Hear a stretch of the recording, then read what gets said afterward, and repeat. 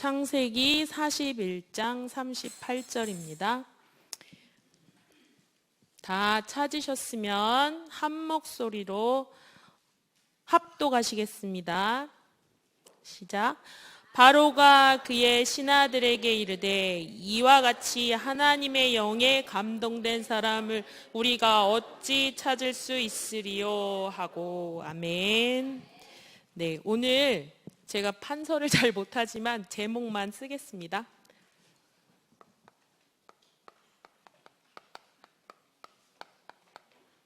미래 치유와 서밋의 여정인데요.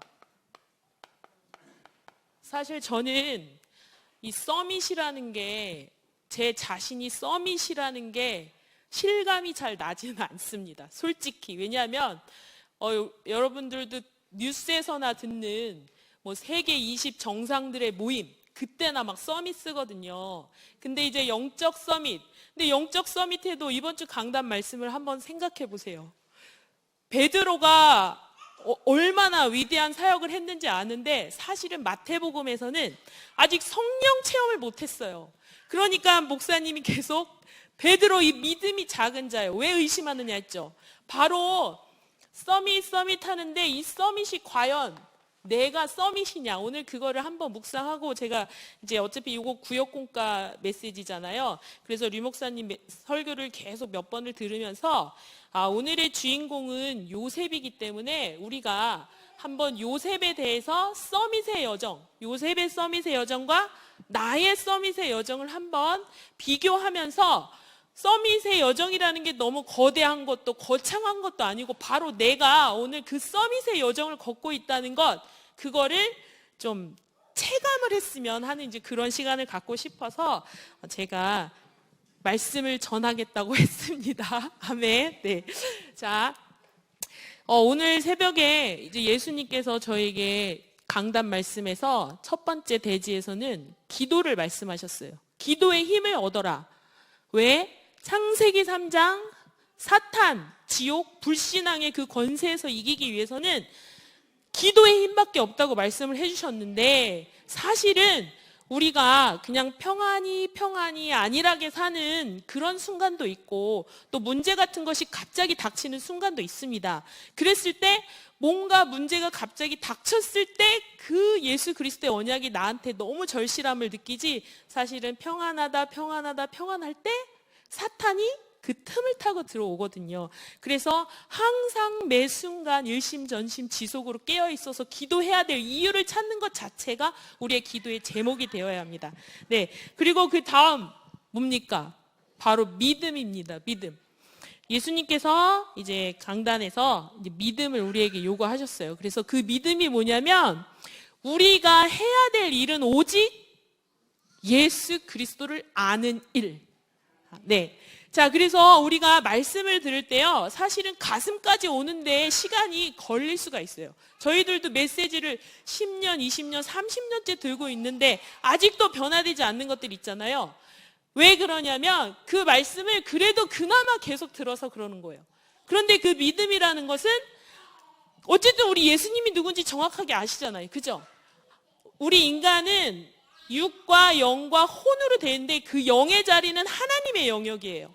그래서 우리의 혼, 그게 바로 창세기 2장 17절에 있는 그 혼이 우리를 변화시키기 위해서는 우리의 마음과 생각에 하나님의 말씀이 임해야 되거든요. 그래서 결국 하나님의 영은 늘 우리에게 성령의 충만함을 주시려고 하는데, 우리의 생각과 마음이 불신앙이 사로잡혀 있기 때문에 우리가 성령 충만 못 받는 거예요. 그렇기 때문에 우리의 믿음이 요구하는 그 믿음은 뭐냐? 예수를 먼저 아는 믿음. 그래서 성경에 보면 너희가 마음으로 믿어 의에 이르고 입으로 시인해서 구원에 이른다고 했거든요. 왜? 전하는 자가 없이 어떻게 들으리요? 우리는 그 전하는 자의 것을 듣지 않으면 도무지 예수를 알 수가 없습니다. 자, 그래서 오늘 새벽에 감람산 기도를 회복해 주셨으면 하고 제가 말씀을 드렸어요. 다 아시죠? 감람산. 감람산은 예수님에게 굉장히 의미가 있는 그런 산입니다. 저는 이스라엘 성지순례를 다녀왔어요. 근데 감람산이 여기라면 감람산에서 딱 보이는 곳에 지금 뭐가 있을까요? 바로 황금사원이라고 모슬렘 사원이 있어요. 바로 그 곳을 무슬림과 또 이스라엘이 그 땅을 차지해서 하나님의 성전을 짓기 위해서 얼마나 투쟁을 하고 있습니까? 하지만 거기는 아직도 여전히 이스라엘이 탈취하지 못하고 그 황금사원이 세워져 있어요. 불과 얼마 안 돼요. 감람산에서 딱 보면 황금사원이 딱 황금돔이, 그리고 그 안에는 이제 기동 골짜기가 딱 있고, 그 중간에는 우리 예수님이 십자가에 못 박혀 죽으셨을 때 무덤이 열리고 땅이 진동하고 그 역사가 있었죠. 바로 그 무덤 속에 갇힌 자들이 감람산에서 보면 그 무덤들이 있어요. 자, 그것들을 보고 이제 제가 또 은혜 받은 건, 갈릴리 바닷가를 갔는데 진짜 예수님이 그 앞에서 고기를 굽고 있는데 제자들이 예수님 하고 베드로가 오는 그게 확 오는데 가슴이 찡하더라고요. 자, 오늘 미래치유와 서밋의 여정에서 언약을 놓친 이스라엘은 지금 그 감람산에서 기도하신 그 예수님의 기도를 아직도 깨닫지 못하고 있습니다. 그리고 제가 갔던 성지순례는 노방 전도도 할 수 있는 이제 그런 코스로 갔는데, 실제로 이제 예수 그리스도를 믿는 그런 유대인들이 있어요. 그 사람들은 우리 새신자 양육 받으려면 시간이 얼마나 많이 걸리세요? 그죠? 새신자 양육 받고 10년, 20년 돼도요, 이 성경을 다 꿰뚫지 못하는 사람들이 너무 많아요. 그런데 우리 우습게 보는 베드로, 7살 전에, 5살 전에 성경을 다 읽었을 거예요. 그죠? 그래서 유대인들이 아는 예수와 우리가 알고 있는 예수에 대한 지식은 사실은 우리가 무식하다, 모자라다, 가난하다 해도 우리와는 그 지식은 굉장한 차이가 있거든요. 그런데 저희가 그때 유대인을, 메시아를 믿는 그 사람이 예수를 영접을 해서 이제 목사를 하고 있는데, 이제 전도를 했어요. 이제 몇 명에서 전도를 이렇게 전도지를 뿌리고 하는데, 딱 하나, 이제 랍비가 막 오는 거예요. 그래서 랍비가 갑자기 니네 뭘 전하냐 하는데, 우리가 그때 이사야서 53장 그걸 전했어요. 왜냐? 유대인들은 이사야 53장을 아이들에게 절대 읽히지를 않습니다. 그래서 아이들이 이사야 53장이 있는지도 몰라요. 그래서 메시아닉 주라고 메시아를 믿는 유대인들이 간증을 하는 그것들을 들어보면, 우리는 예수, 이사야 53장, 마치 그 에디오피아 내시가 지나가면서 그 만나지 못한 그 이사야서 43장에 나오는 그 예수를요, 유대인들은 가르치지를 않습니다. 왜냐? 그들도 아는 거예요. 이 예수가 얼마나 위대한 사역을 했는지 아는데, 마치 지금도 무덤에서 부활하신 예수님을 부정하듯이 말하지 말라 하는 거예요. 그러니 우리가 이렇게 마음껏 예수는 그리스도다, 아무 때나 찬송하고 외치고 너 영적 문제야, 예수는 그리스도야, 이게 얼마나 복을 받았는지 우리가 깨달으시길 바랍니다. 자, 그래서 오늘은 제가 7 렘넌트를 한참 이제 히브리어 공부에 빠져 있을 때 그 공부를 하면서 이제 히브리어를 해독을 하면서 이제 성경을 읽기 시작을 했는데, 요셉만 읽었어요. 그 다음에 시간도 없고 해서 이제 더 이상 읽지를 못했는데, 하필 오늘 요셉이에요, 요셉. 그리고 제목도 미래치유와 서밋의 여정인데, 이 미래에는요, 바로 우리의 삶이라는 답이 있어요. 그래서 내가 삶 속에서 바로 오늘 1분 뒤, 그것도 우리 자신의 미래거든요. 그래서 이 창세기 40장 14절에서 15절을 한번 찾아보세요. 창세기 40장 14절에서 15절. 다 같이 찾으셨으면 한 목소리로 읽겠습니다. 당신이 잘 되시거든 나를 생각하고 내게 은혜를 베풀어서 내 사정을 바로에게 아뢰어 이 집에서 나를 건져주소서. 나는 히브리 땅에 끌려온 자요, 여기서도 옥에 갇힌 일을 행하지 아니하였나이다. 아멘. 자, 이 말씀은 계속 하나님이 요셉과 함께 하시니 간수장이 은혜를 받았도다, 보디발이 은혜를 받았도다, 이런 말씀들이 계속 있고, 오늘 본문의 말씀도 이같이 하나님의 영에 충만한 자가 없다. 우리는 이제 항상 그런 말씀만 읽는데, 바로 이 말씀에서 제가 그때 이제 가슴에서 눈물을 흘렸는데, 뭐냐면 요셉이 17살에 이제 형들에게 팔려서 애굽의 보디발의 집에 가서 그 힘든 여정이 시작이 되는데, 바로 이때 41절 첫 1절을 보니까 만 2년 후라고 돼 있어요. 그리고 만 2년 후에 바로의 꿈을 해석하고, 그리고 이제 총리의 직분을 받거든요. 자, 그럼 이스라엘 나이에서는 40이 중요해요. 40. 광야도 40년, 우리 요셉도 40살에 총리가 돼요. 그럼 17살에 집 쫓겨 나와서 40살이 될 때까지 요셉이 단 한 번도 나를 어떻게 해달라고 구걸을 한 적이 없어요. 그런데 딱 이 구절에서 요셉이 간수장이 감옥조차도 요셉 때문에 은혜를 받았다고 했잖아요. 그런데 요셉이 이때 당신이 잘 되시거든 하면서 이야기를 하는데, 여기 15절에 나는 히브리 땅에서 끌려온 자요라고 하는데, 이 성경 원어를 보면은 히브리 땅이 나를 지금 잃어버렸다. 그러니까 나는 원래 히브리 땅에 있어야 되는 거예요. 왜? 그곳에 메시아가 오실 거기 때문에. 이 몇천 년 전에도 요셉은 정확한 메시아 언약을 가지고 있었어요.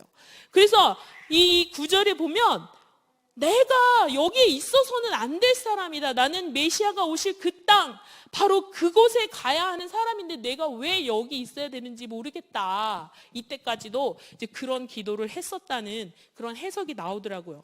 자, 요셉도 이런 식으로 간절히, 그래서 제가 계산을 해보니까요, 17살에 요셉이 떠나와서 40살에 총리 되기까지 21년을 이렇게 험한 세상을 지냈어요. 자, 오늘 우리가 미래치유와 서밋의 여정인데, 우리 가장 오래 사신 우리 권사님들, 장로님들, 요셉처럼 21년 동안 노예 생활하고 감옥 생활 안 해보셨잖아요. 그죠? 우리가 사실은 7렘넌트 하는데, 그 7렘넌트 한 사람 한 사람의 발자취를 따라가 보면 진짜 고생도 고생 엄청나게 했더라고요. 자, 그런 것처럼 우리의 인생의 작품을 남기기 위해서는 우리의 과거에 나 자신의 그 발자취를 하나하나 되새겨 보셔야 돼요.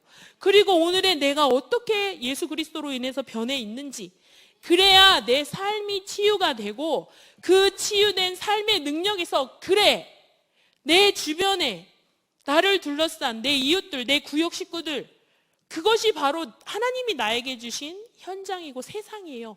세상이 이 지구 땅덩어리가 될 수 있지만, 거기서 우리 권사님은, 또 우리 집사님은, 우리 청년은 과연 어제보다 오늘 너무 성령 충만하다. 저는 이것이 서밋의 여정이라고 생각을 했습니다. 그래서 제가 설교할 기회가 없어서 저의 짧은 이 언약의 여정을 설명을 드리면 저를 이해하는 게 좀 쉬울 것 같아서, 저도 요셉처럼 짧게 이곳에서 활동하게 된 거를 말씀을 드릴게요. 저는 이제 선교원에서 꽃밭에는 꽃들이, 교회에는 예수님이 산다는 그런 노래를 부르면서 제 신앙생활이 시작이 됐습니다. 그런데 제가 이게 몸은 이런데 자주 아팠어요. 그리고 영적으로 너무 눌렸는지 엄청 자주 울고 잠이 너무 많아서 늦게 일어나고 일찍 자고. 그래서 하나 더 말씀드리면, 그래도 공부는 잘했어요.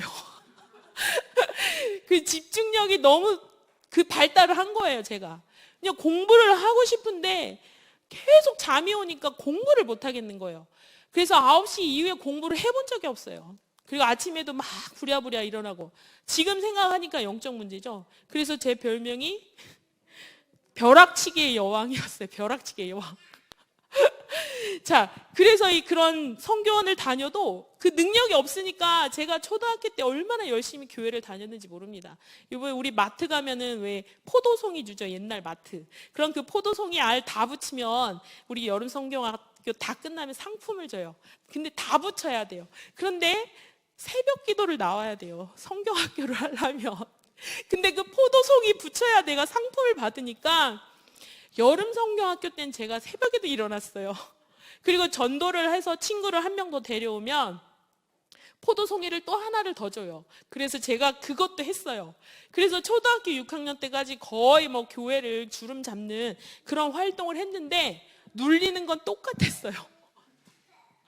지금 생각하니까. 그리고 제가 예수님을 영접한 게요, 이 다락방 만나고 나서 다시 영접했어요. 자, 그럼 그동안 내가 알고 있던 하나님은 도대체 누구십니까?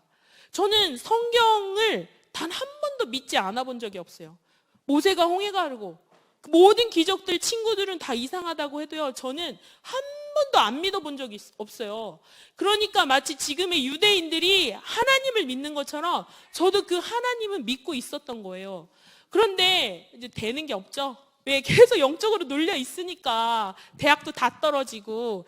그래서 정말 낙심하고 있을 때 저한테 성령께서 아마 이제 관건적으로 역사를 하셨는지 저를 이제 지도했던 부장 선생님이 가끔 저희 집에 왔어요. 그런데 그 부장 선생님한테 제가 직접 전화를 해서, 그때는 이제 아줌마라고 그래요. 아줌마.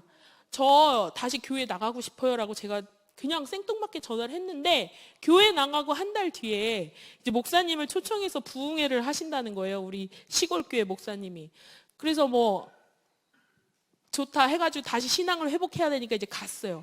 근데 그때 진짜 다락방 초창기, 그때가 94년이죠.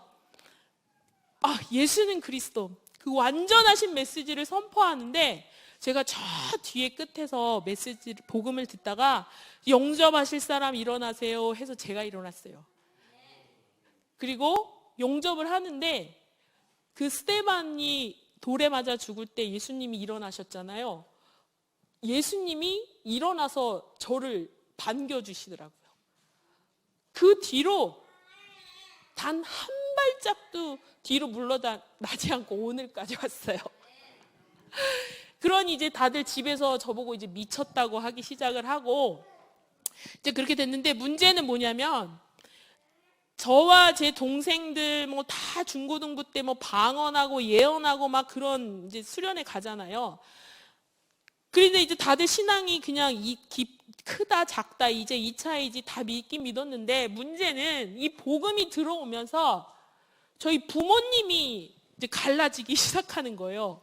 지금도 그냥 같이 살기만 하지 거의 뭐 따로 산다고 할 수 있을 정도인데, 복음이 있으면 하나님 왜 부모님이 우리를 만지 고래 싸움에 새우등 터진다고 우리 자녀들은 하나같이 다 그래, 우리 복음 예수님밖에 없어, 막 이렇게 기도도 하고 막 대책회의도 하고 가족회의도 하고 이제 이런 과정을 거쳤는데 부모님은 가까워질 새가 없는 거예요. 그래서 이제 성장하면서 다 뿔뿔이 흩어졌는데, 저는 왜 우리 가문에 복음이 들어왔는데 왜 우리 부모님은 다시 안 되고 그 복음이 들어온 그 순간에 또 더 갈라지기 시작하더니 이제 나이 드시니까 이제 사시는데 집도 한 땅에 따로따로 집을 짓고 사세요. 그래도 자식들을 위해서 헤어지지 않겠다고 해서 지금까지 버티고 계시는데, 어쨌든 이 복음이라는 게요, 뭔가 우리에게 완전한 응답을 줄 것 같은데 그렇지가 않더라고요. 어쩌면 제가 우리 부모님이 그렇게 사는 걸 보고 결혼을 안 할 수도 있었지만, 다른 한편으로는 저는 그렇게 생각해 본 적이 없고, 오직 이 복음 때문에 진짜 단 한 번도 옆길로 가본 적이 없어요. 다만 제가 목사가 하기 싫어서 몇 년을 좀 도망 다닌 적은 있어요. 제가 세상에서 제일 하기 싫은 게 여자 전도사, 그리고 거기다가 목사, 그것도 혼자, 그게 제일 싫었어요. 그래서 제가 사실 이제 대학 학부는 신학을 전공을 했지만, 신학을 할 때 하나님을 알아가는 게 너무 행복하고 재밌고 대학 사역하는 것도 재밌고 그래서 했는데, 그래서 막 방황하다가 또 연구원 RTS 들어가고 또 졸업하고 남들 다 이제 목사고시 보고 하는데 저는 또 방황했어요. 왜? 하나님, 꼭 RTS 나왔다고 목사 되는 건 아니지 않습니까? 저는 정말 멋진 목사가 돼서, 아니, 전 장로가 돼서 하나님 앞에, 경제로다가 이렇게 막 지원하는, 그리고 그때 메시지가 뭐였습니까? 브리스길 라골라. 아굴라가 아직도 안 나타났어요. 그래서 아굴라만 주시면 이 믿음 가지고 제가 하나님의 교회를 세계복음화를 위해서 가겠습니다 해서 그때 이제 저희 동기가 야, 너 여자 류강수 해라 이 정도까지 그 정도까지 막 열정이 대단했습니다. 그래서 제가 우리 조성길 전사님한테 그랬어요. 저희 연구원 3학년 때 보는 것 같다고. 매일 좋은 말씀을 들으니까요, 그 열정은 그 누구도 감당을 못해요. 세상이 감당을 못해요. 근데 목사 한수 딱 받고 나서부터 변하기 시작합니다. 자, 그래서 저의 여정은 여기까지 왔는데, 제가 이제 여기 오기 전에 아이들 이제 현장 사역을 했어요. 현장 사역을 했는데 그 아이들의 특징이 이제 미션홈이라고 이제 모아놓고 이렇게 하는 건데, 그것도 이제 제가 이제 불신자 다락방을 하면서 이제 불신자가 저한테 그런 사역을 하고 있으니까 지금은 교회 등록을 해서 남편이랑 잘 신앙생활을 하고 있는데, 이제 저한테 소개를 시켜줬어요. 그 부부를, 아이들을 이렇게 케어하는. 그래서 가서 그 사람들 이제 성경 다락방 하면서 아이들, 사실은 그때 공부가 너무 안 되는데 돈이 많은 아이들 이제 같이 공부도 가르쳐주고 이제 수학도 가르쳐주고 또 과외비도 주면 과외비도 받고 이제 이렇게 하면서 이제 시작을 했는데, 이게 처음 시작을 하면서 걔네들의 특징이 이혼 가정, 다 제 또래, 엄마 아빠들이 다 비슷하게 제 또래. 근데 뭐 이혼한 지 3개월도 안 돼서 결혼하는 사람들이 왜 이렇게 많은 거예요. 능력도 좋아요. 그래서 이혼 가정, 그리고 엄마가 아빠가 둘 중에 하나가 돈이 많은데 키울 능력이 안 돼서 보내는 아이들. 그러니까 이 아이들은 한 집안, 공동체에 13명에서 많으면 15명까지 있었어요. 근데 애들이 공부가 안 되잖아요. 근데 제가 어쨌든 공식적으로 매주 이제 저 속해 있는 목사님의 그 기도 제목이 이제 지교회 사역하는 거예요. 지교회 사역. 왜 교회에서 부목사 사역만 하는 게 아니라 그러면 이제 고인물이 되니까 지교회 사역 마음껏 해라. 그래서 이제 그 목사님이랑 저랑 이제 마음이 맞아서 같이 사역을 했는데, 이제 제가 지교회 사역에 뛰어들면서 매 주일날 이제 그 아이들을 예배 드리고 말씀 외우게 하고, 또 그 두 분 다락방 하니까 그 두 분이 계속 아이들 이제 말씀으로 막 집요하게 가르치고 이제 이 생활을 하는데, 아이들이 너무 산만하죠. 제가 한 가지 느낀 건요, 부모와 떨어져서 사니까, 그리고 부모가 같이 살지 않으니까 그 아이들 가슴이 채워지지가 않아요. 오죽하면 거기 두 원장 부부가 밥을 먹는데 먹어도 끝이 없대요. 그 아이들이. 체구는 요만한데 어른들 3배는 먹는 거예요. 왜? 육신을 가졌지만 그 영적으로 채워지지 않는 그것 때문에 밥을 먹어내는데 감당을 할 수 없을 정도로 그렇게 먹더라고요. 그리고 제가 1년, 2년, 3년, 4년 거의 한 6년을 다 갔는데, 나중에는 이제 좀 확장이 되고 국비 지원도 받고, 그래서 좀 부족한 재료들도 채우고 해서 뭐 좀 돈도 넉넉해지고 이제 그런 응답까지 받았었는데, 그래도 한 가지 안 되는 게 있어요. 제가 얘네들한테 사도신경 주기 도문부터 해서 인간은 무엇인가, 하나님은 무엇인가, 마귀는 무엇인가 해서 조직신학 제목이 있거든요. 그거를 처음부터 끝까지 다 가르치고 시험도 보고 아주 각인 뿌리 체질을 내렸는데, 하나 안 되는 게 있어요. 걔네들이 이제 꼴찌에서 뭐 1등도 하고, 어떤 애는 영어 영재도 되고, 그리고 어느 애는 과학 영재도 되고, 그런 식으로 지대한 이 학업, 이 기능, 이 발전에는 엄청난 응답을 받았어요. 진짜 그 시골동, 제가 이제 괴산에 있었거든요. 그 괴산읍을 거의 장악할 정도로 이제 수제들을 만들어서 그 아이들이 굉장한 이제 찬사를 받기까지 했는데, 그 아이들 마음속에 딱 한 가지 채워지지 않는 거. 그 부모에 대한, 부모의 역할을 채워지지가, 아무리 예수님 복음을 말해도 부모님에 대한 것이 절대 채워지지 않은 걸 제가 봤어요. 그래서 이 아이들을, 우리 여기 렘넌트 사역 우리 담임 목사님이 하시지만, 저는 그래서 제 한이 하나님한테 늘 기도했어요. 저희 부모님이 너무 이제 안 친하니까 하나님 차라리 저를 고아로 만드시지 왜 부모를 주셔가지고 저를 이렇게 피곤하게 만드십니까? 사실 이걸 기도하면서, 하나님은 고아와 과부의 하나님이라고 한 말씀 들어보셨죠? 세상에서 가장 불쌍한 두 종류가 고아와 과부예요. 고아들은, 제가 그 아이들을 케어해 보니까, 고아들은요 아마 이 복음을 들어도 그 채워지지 않는 공허함은 이길 수 없을 것 같아요.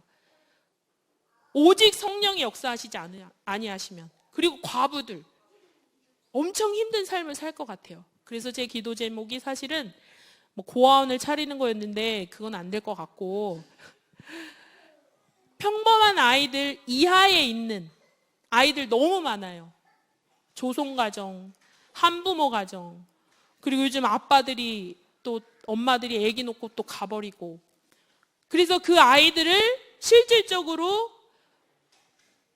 평범한 아이들을 가르쳐서 돈을 벌어서 이 밑에 있는 아이들을 실질적으로 인재를 찾아서 키워야지 이 세상이 되지. 지금 깨진 가정, 재앙 시대, 우리가 메시지 맨날 듣지만 그것이 실질적으로 제 가슴에 꽂히면서, 저는 사실 공부도 못하고 말도 안 듣고 하면 이제 버럭버럭 소리를 지르는 취향인데, 그 가슴에 너무 영혼이 갈급하고, 또 육신적으로도 그 연약한 아이들을 어떻게 하면 도울 수 있을까, 이제 그런 걔네들을 만나면서 그런 생각을 하면서, 제가 이제 대학원 공부도 이제 박사 과정을 수료하면서 이제 제 마지막 사역은 평범한 아이들, 또 우리 교회 안에 있는 렘넌트 아이들을 업시키고, 그리고 그 아이들, 그리고 우리 렘넌트들을 잘 활용해서 하나님이 원하시는 사회와 연결돼서 아이들이요 복음이 들어가면 정말 되더라고요. 저는 그걸 정말 체험을 했어요. 그 분수도 안 됐던 애들이, 저희가 발견한 것 중에 하나는, 부모 없이 자란 아이들, 한부모 가정 애들이요 분수를 못해요. 수학의 분수 있죠, 분수. 2분의 1 더하기 2분의 1은 분수를 그렇게 못할 수가 없어요. 그건 저희가 발견하고 깜짝 놀란 부분인데, 이 아이들이, 그래서 제가 영적인 상태는 모든 것에 영향을 준다는 걸 그때 제가 배웠어요. 그렇기 때문에 학업이 먼저가 아니라, 어쨌든 뭐 죽이 되든 밥이 되든 나중에는 이 아이들 중에 뭐 악기도 배우고 해서 걔네들이 직접 기타를 치면서 저희가 예배를 드렸거든요. 자, 그런 정도로 결국 응답을 받았지만 아이들이 결국은 부모에게 가고 싶어 하더라고요. 부모에게. 그래서 앞으로 이제 우리 담임 목사님하고 제가 이제 얘기했던 그 가슴은 바로 이거였어요. 내가 해보니까 되더라. 말씀이 들어가면, 그 이유를 스스로 발견하면 자기의 영적 문제도 그 운명을 받아들이고 이겨내더라. 그러나 어느 순간에 한계가 오더라. 그래서 그 한계를 극복하기 위해서는 우리 매일 나오는 전도와 선교, 입으로, 글로, 메시지로만 하는 게 아니라 이거를 실질적으로 해야 되겠다. 그래서 제가 대학원에서 이제 수업을 마치면서, 내가 평생에 이 작품을 남겨야겠다라고, 사실은 여기서 다 말씀을 드릴 수 없지만, 요셉이 총리가 되려고 한 게 아니잖아요. 요셉에게 하나님이 꿈을 주셨어요. 근데 요셉은 그 꿈을, 아마 지금 이 고백, 나는 히브리 땅에서 여기 있어야 될 사람이 아니다라고 고백했을 때 아마 요셉은 형들을 원망했을 거예요. 그리고 이제 뭐 영화나 글을 계속 성경을 읽어보면 요셉이 형들이 자기를 모르고 절을 할 때 가슴이 막 미어지면서 눈물을 감추지 못했어요. 그죠? 그때서야 아마 요셉이 해와 달과 별 11별이 자기에게 절하는 것을 깨달았을 수도 있어요. 이제 저도 마찬가지로 그동안 제가 태어나서 처음으로 이제 신학교 들어가기 전에 도무지 뭐 저희 가정이나 이런 것들이 신학교를 가야 될 상황은 아니고, 저희 아버지는 무조건 사법고시를 보라고 하고 저희 엄마는 공무원을 하라고 하고, 그 당시 공무원 되게 쉬웠으니까. 근데 저는 거짓말 시키고 그냥 신학교 들어갔어요. 그리고 집에서 주는 돈 거짓말 시키고 아주 허름한 집 얻고, 또 우리 목사님처럼 이제 대학 사역 같이 하시는 목사님 교회에 헌금으로 내고 그 교회에 기거하면서 정말 사무엘처럼도 살아봤어요. 그리고 그 남은 돈으로 차도 사서 막 사방팔방 막 사역하러 돌아다니기도 했었어요. 물론 차가 너무 오래돼서 퍼져가지고 폐차를 시키긴 했지만, 그런 식으로 모든 인생 가운데 제가 부모님이 오히려 말을 안 들어주니까 제 맘대로 할 수 있었어요. 부모님이 그렇게 갈라져 있으니까 부모가 부모 역할을 똑바로 못하시니 나는 내 길을 가겠다 해가지고 그 대신 학비는 내놔라 제가. 왜냐하면 제가 다락방 하는 걸 알잖아요. 제가 이제 저희 중부권은 감리교가 대세예요. 감리교가. 그런데 감리교가 한때 확 복음을 불붙어서 대형교회가 이 다락방 운동을 하다가 한 2년 뒤에 교단 차원에서 2단으로 만들었어요. 그때 니네가 계속 다락방을 할 거면 교회를 내놔라 이런 조건을 내걸었으니 어느 교회 감리교회 목사님들이 이 일을 하겠어요. 그래서 제가 다니던 교회, 큰 교회 뭐 다 다락방을 문 닫았는데 뒤에서 이제 수군수군도 됐어요. 제가 다락방 하는 애냐.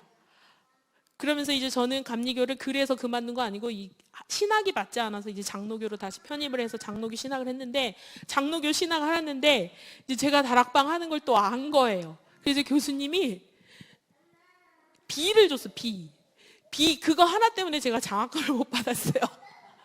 그래서 제가 부모님한테 그렇게 말할 수밖에 없었어요. 자녀를 낳았으면 책임을 져야 하니 학비는 내놓으라고. 어쩔 수 없더라고요. 그리고 또 장학금 받을 기회가 계속 있었는데 이 교수님들이 어떻게 귀신같이 알고 딱 하나에 항상 점수가 걸려서 장학금을 받아본 적이 없습니다. 자, 그런 식으로 저도 나름 이 복음을 유지하고 이 전도운동을 하기 위해서 정말 한 길만 그렇게 달려왔는데, 제가 이제 신학을 공부하기 전에 뭣도 모르고 이제 금식 기도원을 간 적이 있어요. 그때 이제 부모님 때문에 너무 스트레스를 받아서 갔는데, 그때 제가 3일 금식을 태어나서 처음 하면서 하나님 저에게 앞으로 내가 뭘 해야 될지 그 말씀을 달라고 그거 하나만 계속 기도했어요. 근데 그때 네가 나를 사랑하느냐, 이제 그 말씀을 제가 그때 성경도 뭐 많이 읽고 그랬지만 딱 그 말씀 하나만 제 입에서 네가 나를 사랑하느냐, 네가 나를 사랑하냐, 네가 나를 사랑하느냐, 내 어린 양을 먹이라. 자, 그 말씀을 응답으로 받고 내려왔는데 그 이후로 이제 고난의 연속. 그래서 지금까지도 내 어린 양을 먹이라. 이제 그 언약만 붙잡고 왔는데, 그것을 구체화해 나가는 과정에서 이제 마지막 제가 뻗어 나가야 되는 그 시점. 이젠 내가 한번 지교회를 경험하고 나니까 그냥 문만 열면 하나님이 하신다는 것을 제가 믿어지더라고요. 그때는 막 소심하고 그랬는데, 그래서 이제 그 기도하면서 사실 뭐 정동훈 목사님과도 그 한 번도 연락을 한 적이 없어요. 2년 뒤에 한 번, 2년 전에 한 번 하고. 왜? 성령을 거스릴까 봐. 그런데 아무튼 2차 저차 해서 만나서 이 가슴에 있는 것만 나눴는데 앞으로 어떻게 전개가 될지는 모르겠습니다. 자, 오늘 요셉이 노예로 팔려가서 그 안에서 고통받고, 요셉이 얼마나 부모님이 그리웠겠어요. 뒤에 가보면 그러잖아요. 네 아버지는 살아계시냐? 얼마나 아버지가 보고 싶겠어요. 엄마도 없었는데. 그래서 이제 요행을 써서 이제 베냐민을 놓고 가게 하고, 이제 그런 하나하나 과정을 보면 그 요셉의 가슴이 얼마나 미어지고 있는 게 이 성경에 그대로 나오더라고요. 그래서 우리의 이제 그 인생의 여정, 그리고 저도 이제 이 말씀을 보면서 제 인생의 여정을 돌아보니까 이 짧은 시간에 제 여정을 잠깐 말씀을 드리는 건 제가 어떤 사람인지 좀 알으라고 말씀을 드리는 거고, 앞으로 담임 목사님이 렘넌트 사역이라고 외치는데, 그 렘넌트 사역이 교회 안에서 제가 지난주 토요일 날 그 시스템을 보고 놀랬어. 왜냐? 이런 시스템으로만 그냥 굴러가면 밖에서 이제 아이들 안에서 계속 양육하고 밖에서 전도 운동만 조금 해서 계속 그걸 채워 넣어주면 교회 안에는 사역이 안정적으로 되겠다. 그러면 정말 내가 하나님께서 원하시는 그 사역을 위해서 어떤 성령인들을 받아가야 하느냐. 이걸 놓고 계속 지금 기도하고 있는데, 어쨌든 하나님께서 내 가슴에 그냥 눈만 떠도, 그냥 말씀만 들어도 하나님이 주시는 그 이미지 있잖아요. 그 이미지들이 있기 때문에 하나님께서 그거를 성취해 가시는데, 제 혼자서는 못합니다. 절대 하나님이 그렇게 문들 열어주시지도 않아요. 반드시 교회와 성도와 서로 교통하면서 가게끔 돼 있거든요. 그래서 우리 성도님들이 목사님의 5가지 로드맵을 저는 아직 다 외우지를 못합니다. 하지만 제가 그 로드맵의 정확한 제가 보고 있는 내용에 대해서는 제가 정확하게 알고 있기 때문에, 거기서 저는 그 로드맵을 가지고 담임 목사님처럼 전국을 다니면서 이렇게 얘기하면서 강의할 그럴 이유가 전혀 없어요. 그건 제 사역이 아니거든요. 그럼 저는 그 전체 부분에서 제가 해야 될 한 부분에만 제가 정말 하나님이 살아계신 응답을 한번 받고 싶어요. 같이 받아 가셨으면 좋겠습니다. 네. 그래서 오늘 언약의 여정 속에서 인생 작품, 저는 이제 인생 작품에 진짜 하나님께서 제 2의 시작입니다. 여러분들도 구역 예배 때, 다락방은 완전 복음 메시지 나가니까 구역 예배 때 한번 한 사람씩 돌아가면서 내 요셉처럼 내 인생의 굴곡을 지나서 하나님이 함께 하신 그 언약의 여정이 이렇다라고 한번 말씀을 나눠보세요. 그것이 진정한 구역 예배가 아닌가 싶습니다. 그래서 저는 이제 거두절미하고 나머지는 다 알아서 이해하시고요. 제가 이 CBDIP에 대해서 우리가 계속 듣는데, 이 C, 이게 C 언약이죠, 언약. 하나님께서 왜 이스라엘과 언약을 체결했는지 아세요? 왜 하나님께서는 하필 이스라엘을 선택하셨을까요? 성경에 나와 있어요. 아시는 분 없죠? 자, 신명기 7장.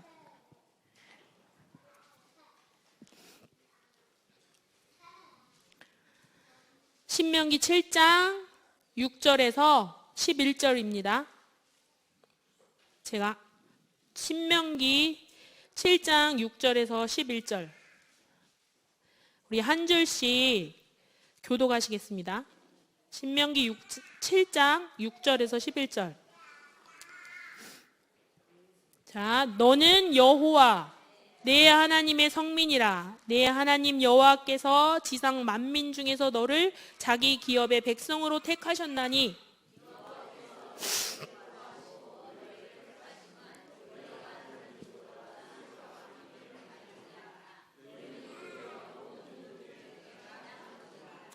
여호와께서 다만 너희를 사랑하심으로 말미암아 또는 너희의 조상들에게 하신 맹세를 지키려 하심으로 말미암아 자기의 권능의 손으로 너희를 인도하여 내시되 너희를 그종 되었던 집에서 애굽 왕 바로의 손에서 속량하였나니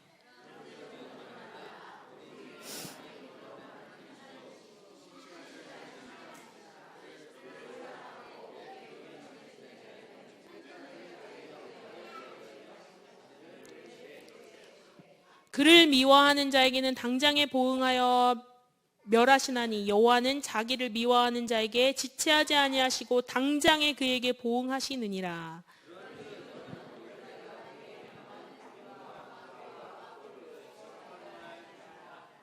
네, 이 언약은요, 우리가 복음, 그리스도, 그리고 하나님의 자녀라고 이제 우리가 이제 메시지를 통해 듣는데, 사실 이 언약은요, 하나님이 먼저 일방적으로 우리에게 체결하신 거예요. 우리가 도망가고 싶어도 도망을 갈 수가 없어요. 왜냐? 하나님이 선택하셨기 때문에. 그래서 원래는 이 언약의 진짜 말씀은 너희는 내 백성이 되고 나는 너희 하나님이 될 거라고 하나님이 말씀하셨어요.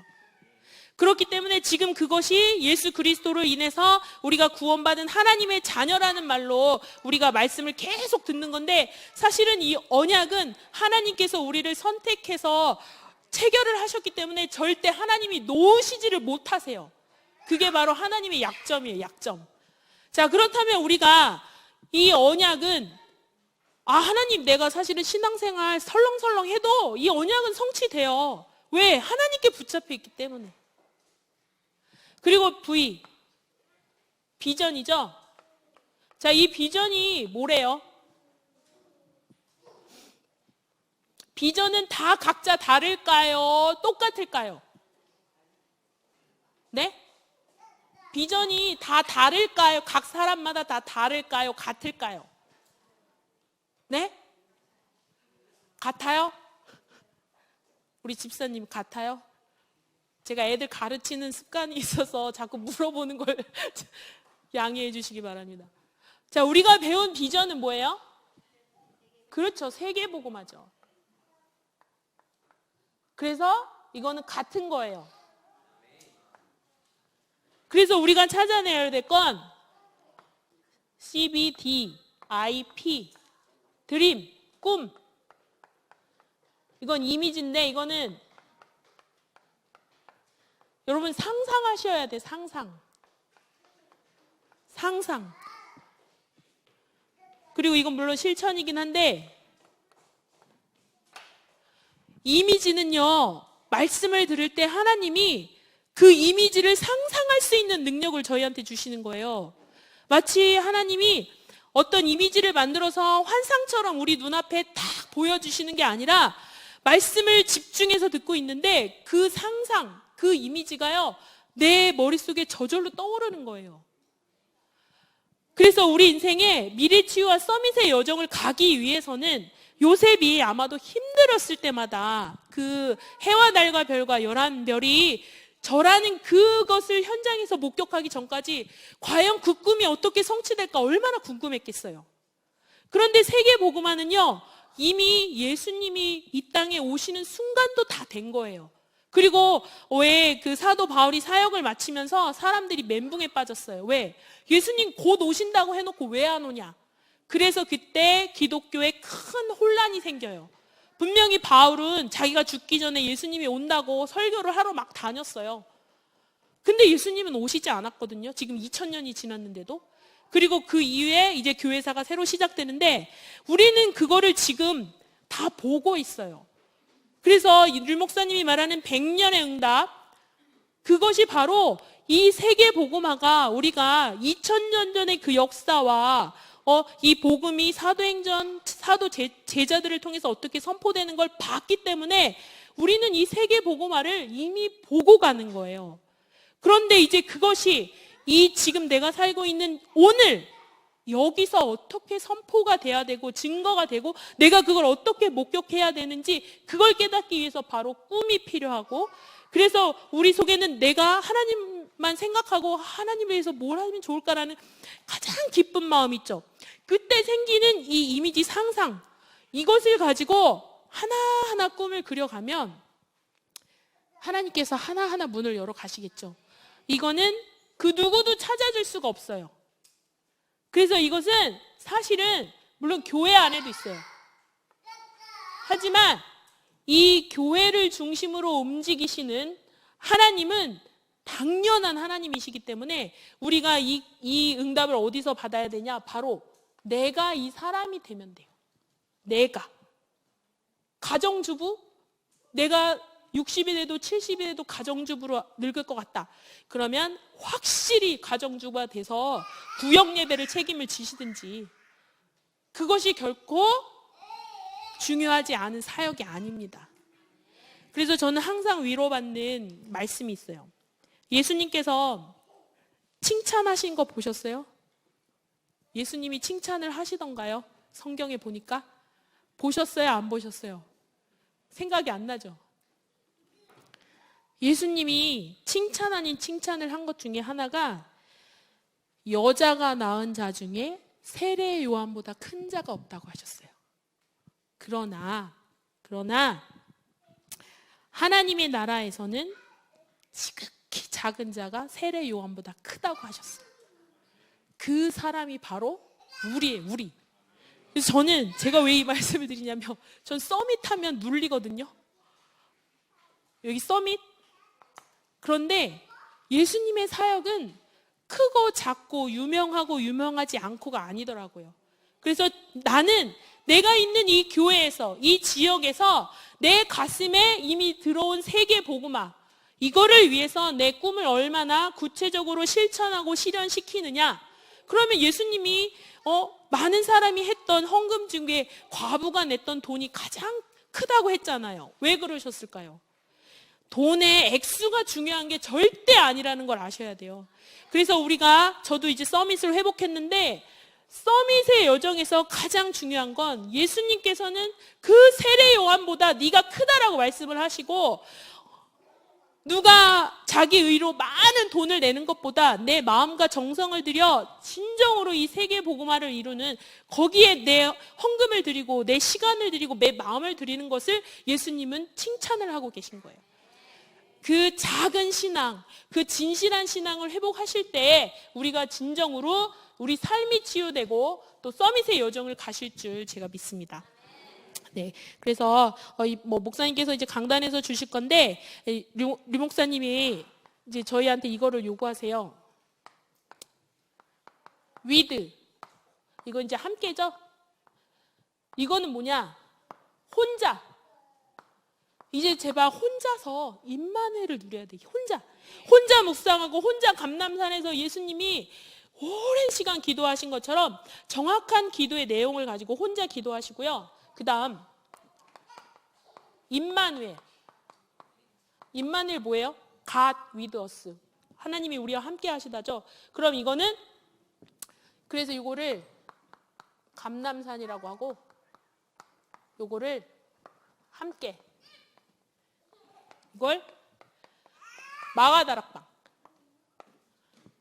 자, 저는 우리 교회를 아직 잘 모르는데 이제 조금 알아가고 있어요. 그래서 저에게 아직 사역이 맡겨지지 않았는데, 저는 사역이 맡겨지는 순간 이거 함께 전혀 기도에 힘쓰니라 팀을 만들어서 절대 흔들리지 않는 그 사람이 단 한 명이 저한테 붙여졌어도 저는 바로 더불어 같이 마음을 합하여 기도하는 이 마가다락방 교회의 기도부터 시작을 할 겁니다. 그리고 마지막, 이게 제일 중요한 건데요. 저희가 항상 말씀을 들을 때 이거를 발견하세요. 삼위일체 신앙. 그래서 유대인들이 찾는 그 하나님, 그냥 하나님인지, 아니면 우리를 위해서 십자가에 못 박혀 죽으시고 부활하시고 승천하시고 재림주로 오실 그 약속의 예수님을 우리가 믿고 있는지. 그리고 제가 새롭게 발견하는 건요, 마태복음 사복음서에는 예수님이 보혜사 성령에도 잠깐 언급을 하시지만 사도행전을 한번 보세요. 다 성령께서 하세요. 성령이 지시하시고 성령이 하세요. 그래서 우리가 삼위일체 신앙에서 무조건 예수는 그리스도야, 예수는 그리스도. 물론 아마 여기서 영적 문제 시달리다가 오신 분들은 예수 그리스도 이름만 불러도 사탄이 물러가는 것을 경험하셨을 거예요. 하지만 그 가운데 성령의 역사를 체험하지 못하면요, 그냥 마귀만 물러갔다 다시 오는 거예요. 성령 체험은 내 안에 능력으로 역사하시는 거예요. 내 안에 능력으로 역사하시지 않으시면요, 성령의 음성을 들을 수도 없어요. 자, 그런 것처럼 이제는 우리가 강단에서는 제가 느끼기에는 몇 주 안 됐지만 제자들과 무리들을 구분을 하셔서 너희들이, 우리 창대교회가 그동안 오랫동안 이 말씀을 들었는데 이제는 제자로 설 때가 됐다. 이렇게 말씀하시는 거예요. 그래서 뭐가 필요하냐? 기도해라. 내 문제에 갇혀서 창세기 3장 거기에 불신앙이 속지 말고 이제는 하나님 안심하라. 내가 함께 하지 않느냐. 이제 기도하시고요. 그 기도를 전혀 의심하지 않으시고 믿는 그 신앙이 아마 이번 주에 우리 현장에서 성취가 된다면 다 끝나는 거거든요. 네. 앞으로 강단에서 우리 류 목사님께서 계속 이 메시지를 아마 계속 주실 거기 때문에 저도 우리 교회 안에서 이런 신앙이 회복되기를 바라겠습니다. 네. 기도하시겠습니다. 하나님 아버지 감사합니다. 하나님 아버지께서 요셉과 함께 하시고 또 요셉을 통하여 세계복음의 언약을 성취하신 것처럼 우리 장대교회 성도님들 한 분 한 분 하나하나를 하나님께서 붙들어 주시고 인도해 주심을 믿습니다. 이제는 말씀을 듣는 것으로만 끝내지 말고 현장에 돌아가서 개인이 또는 구역에서 또 포럼 중에 나의 언약의 여정을 곰곰이 생각하면서 또 그것을 작품으로 남길 것을 기도하면서 나의 꿈, 또 나의 이미지, 또 나의 실천을 분명하게 찾아내고 한 걸음 한 걸음 나아가는 그런 신앙을 회복하게 하여 주시옵소서. 그래서 요셉보다 더 칭찬받는 그런 하나님의 자녀로 살아갈 수 있도록 축복하여 주시옵소서. 감사드리며 예수 그리스도의 이름으로 기도했습니다. 아멘.